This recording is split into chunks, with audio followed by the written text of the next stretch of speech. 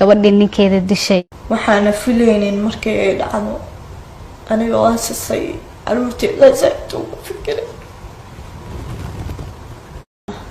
horta waxa la sheegayo aniga inta la sheegayo dhan xabsiga ku jiray oo maba ka warqabinba wax banaanka ka dhacayo maba ka warqabinba dada ii imaanaya waxay dhahayaan tii waatana oo ninkeeda dishay anigana waa la yaabay waqtigaas waxay igu noqotay shoog igu noqotay familkeena markaa weydiiyo maxaa banaanka ka dhacayo qofku sheegay ma lahan because way ka naxayaan aadiyaas marka soo baxay arkay media dhan waa ku jiray social media dhan waa la igeliyay anigana hore YouTube u lahaa oo muxuu ahaa waxay ila noqotay samcad xumo ila noqotay sidii media la igeliyay oo ninkeyga dilal ahay horta ninka Allah u naxariisto anaga dhan samir Allah naga siiyo aamin waa ka xanuunsaday waa ilmaheyga aabahood ma fahanti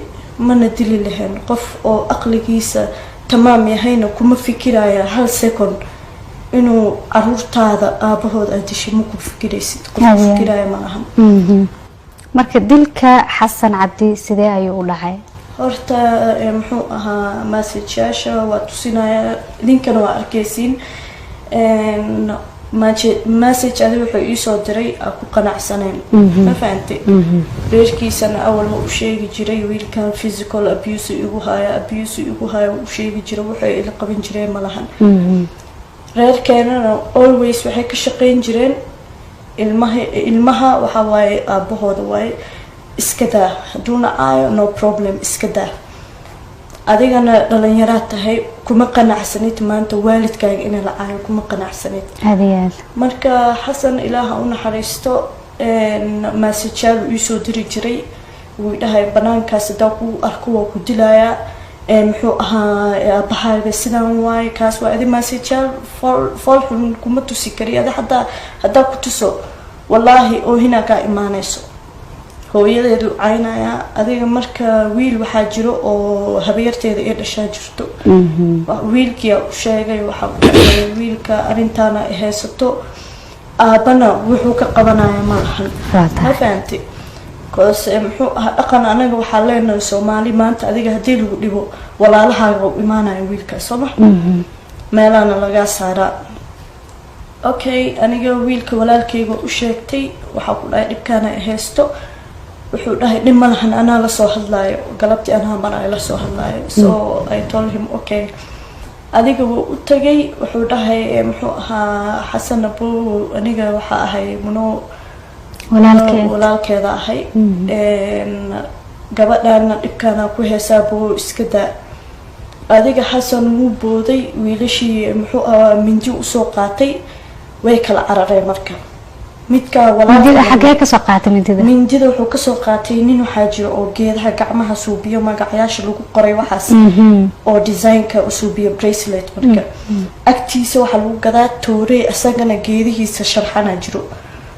tooreyga meeshu ka soo qaatay wiilkii daba bursaday wiilkana wuxuu ka soo qaatay mindida meesha fruitka lagu iibiyo ku soo qaatay aad isna mid kale soo qaatay wiilkii Xasan bursana Allah naxariiste wiilka kala bursana marka mindida suu u ordaayay meesha mindida asagana fruitka lagu jajaro uu ka soo qaatay mid kale iska waabiyo dhahay way fakatay waxayna ahayd qadar alle ahayd maanta ma jeclaysteen inuu horta dhinto ma jeclaysteen si kasta iskugu xumaadana ma jeclaysteen inay la dilo iska daay aniga naftarkeyga ani ahaan ma jeclaysteen inay muxuu ahaa caruurteeda aabooda dilo wiilkana asaga maba ka ahaanba wiilkii naftarkiisa wuxuu qaaday shoog uu qaaday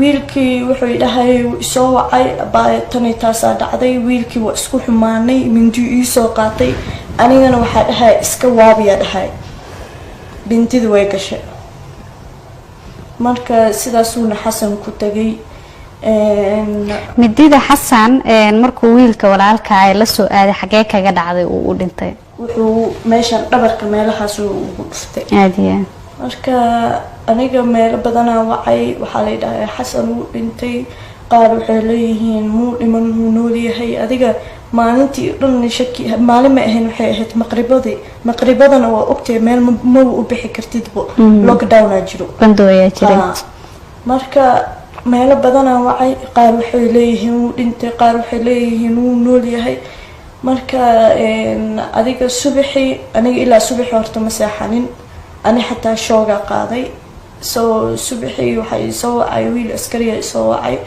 wuxuu dhahay xagee joogtaa waxaa ku dhahay gurigeyga meeshaas waaye adiga directionkaa siiyey wuu i imaaday stationkaa tagnay markaas wuxuu dhahay sidee wax u dhaceen ninkaaga waa la dilay markaas waxaa ku dhahay inaa sabab u noqday horta u sheegay hoos hadaa qarin lahaa ani xataa qalbi madawaada ka qaadi lahaa mana jeclaysta midaas so waa sheegay waxaa ku dhahay arinta sidaas u dhacday marka adiga almost 3 weeks aa meesha ku jiray waa xirneed xabsiga waa xirnaa 3 weeks aa meesha ku jiray muxuu ahaa baaritaan igu socday anigana wiilka the same thing maalin kasta markuu i wareysto waa u sheegaya the same thing waa u sheegaya sidaasay wax u dhaceen waana qadar alle horta ma fahamtid qadar allana wixii dhaceen maba soo celin kartidba hore le u socon kartaa aniga marka waxaa arkay markaa soo baxay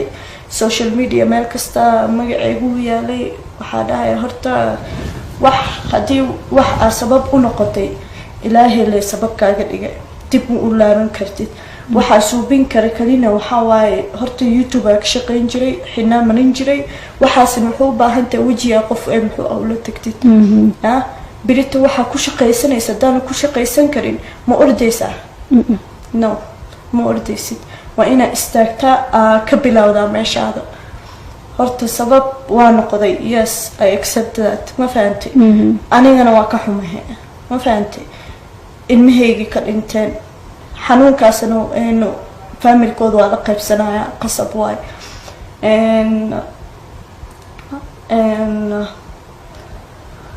marka intaasi sidaasay u dhaceen markii taleefon uu kuu soo dhacay ee aada maqashay ninkaagii xasan cabdi in uu geeriyooday sababtana adigu aada lahayd maxaa dareentay aniga horta wallaahi kuma faraxsaneen habeenkii ma seexanin ma fahantay wallaahi xanuunaa dareemay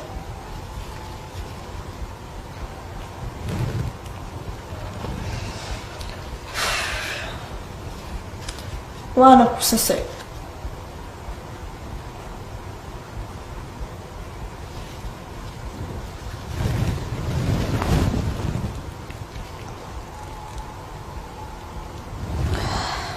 sorry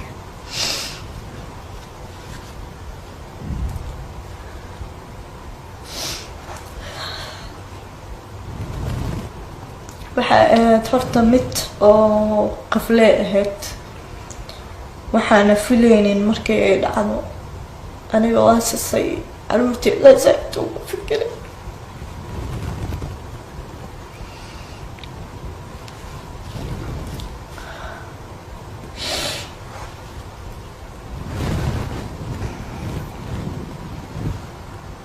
yes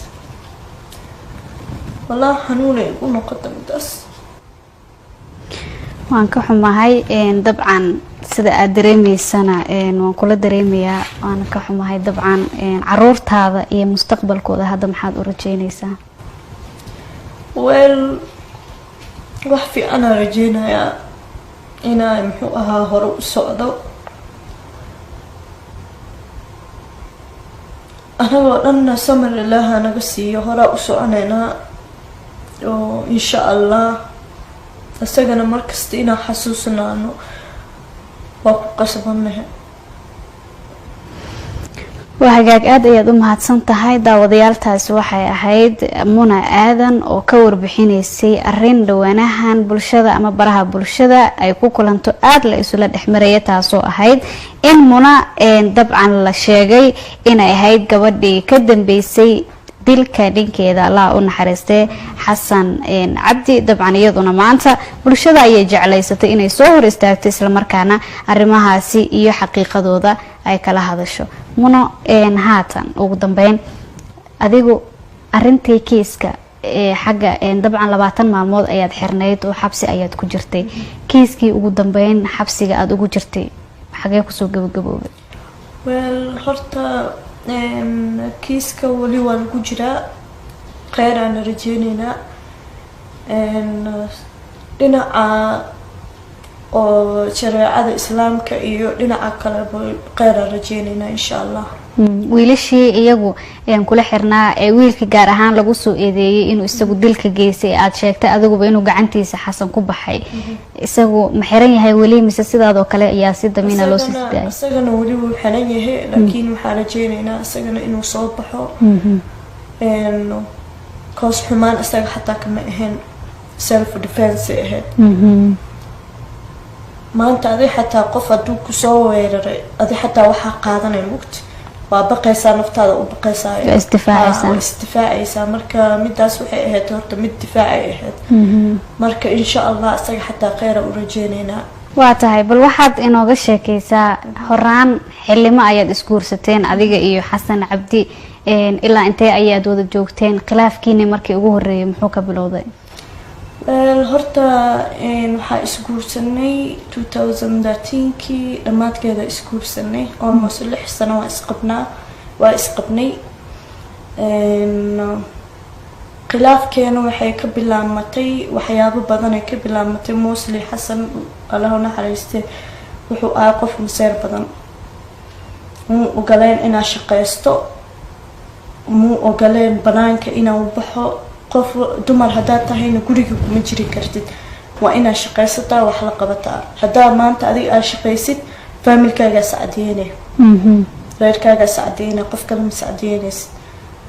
marka khilaafkeena adiga markasta way sii weynaanaysay oo waxyaabo badan ay ku jirto, laakiin waxyaabo badan ay ka ahayd maseer camal way ka ahayd. ficilna waa ka dareemaya meeshaas. marka allah u naxariisto. imise caruur ah ayuu ilaahay idinkala siiyay adiga iyo xasan? allah u naxariistay. 2 caruur. waa tahay, markii uu dhintay kadib waqtigiisii dhammaaday arintii dhacday, maxaa caqabad ah ama maxaa yacni fariin ah oo dhinaca faamilkiisa aad ka heshay? horta dhinaca faamilkooda waxaa dareensanaa horta inay xanaaqsan yihiin. okay, qof walba horta waqtigiisa uu qoran yahay. sida adig ku dhimanaysa ma ogi, sida anig ku dhimanayo ma ogi, ma fahantay? waqtigiisana meeshaas way ku qorneed, ma fahantay? qof oo u sabab ahaa oo maanta dhahaya ma lahan, qasab waa inaa ninkaas soo dilaa dhahaya ma lahan, ma fahantay?